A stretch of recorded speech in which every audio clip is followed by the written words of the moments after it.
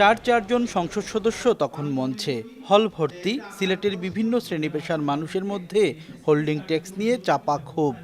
সবার প্রশ্ন একটাই, কি হতে যাচ্ছে সিসিকের নতুন ধার্যকৃত হোল্ডিং ট্যাক্স নিয়ে।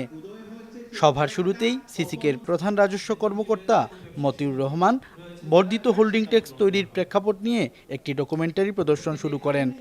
তখন উপস্থিত নাগরিকরা ডকুমেন্টারি বন্ধ করে মূল আলোচনায় যাওয়ার জন্য অনুরোধ করেন। এ সময় একজন নাগরিক মাইক্রোফোনে হোল্ডিং ট্যাক্স বিষয়ে নিজের অভিযোগের কথা বলতে গেলেই একজন কাউন্সিলর মাইক্রোফোন কেড়ে নেন, আর মুহূর্তের মধ্যেই সভায় শুরু হয় তুমুল উত্তেজনা।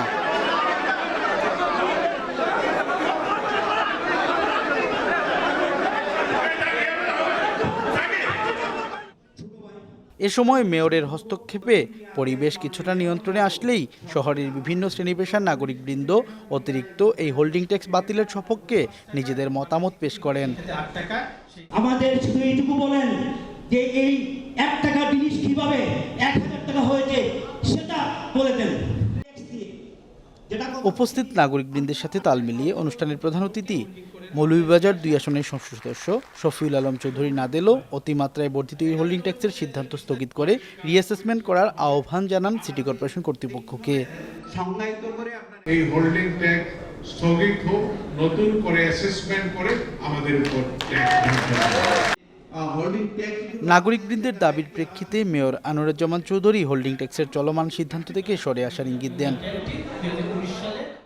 প্রত্যেকটি মানুষের কথা শুনে আমরা সাংবাদিক, বুদ্ধিজীবী, সুশীল সমাজ, বিভিন্ন রাজনৈতিক দল, বিভিন্ন পেশাজীবী মানুষ, আমাদের ইয়াং যুবক ছাত্রদের প্রতিনিধি, আমাদের মহিলাদের প্রতিনিধি, আমরা সবার সাথে কথা বলেই আগামী দিনে আমরা এটা সিদ্ধান্ত নিব। ইনশাআল্লাহ আপনাদের কথা শুনে আমরা আগামী দিনে এটার সুন্দর একটি সমাধান দিব। আপনারা সমাধান পাবেনই। এদিকে নগরীর সারদা হলে পৃথক এক মতবিনিময় সভায় সিলেটের নাগরিকবৃন্দের ব্যানারে বিশিষ্ট নাগরিক সমাজ বর্ধিত হোল্ডিং ট্যাক্স দ্রুত বাতিল করে সকল স্টেক হোল্ডারদের সাথে আলাপ করে এটি পুনর্মূল্যায়ন করার দাবি জানান। মেয়র সাহেব আমাদের দাবিটা পূরণ করবেন, এই অ্যাসেসমেন্টটা বাতিল করবেন, নতুন অ্যাসেসমেন্ট করবেন। আমরা নগর উন্নয়ন চাই, নগর উন্নয়নের ট্যাক্স দিতে আমরা চাই। আমাদের সবসময় দাবি, উনি যে অতি উচ্চ হারে কর আরোপের তালিকা প্রকাশ করেছেন সেইটা বাতিল করবেন, তারপরে আলোচনায় বসবেন। এইটা আমাদের প্রত্যাশা।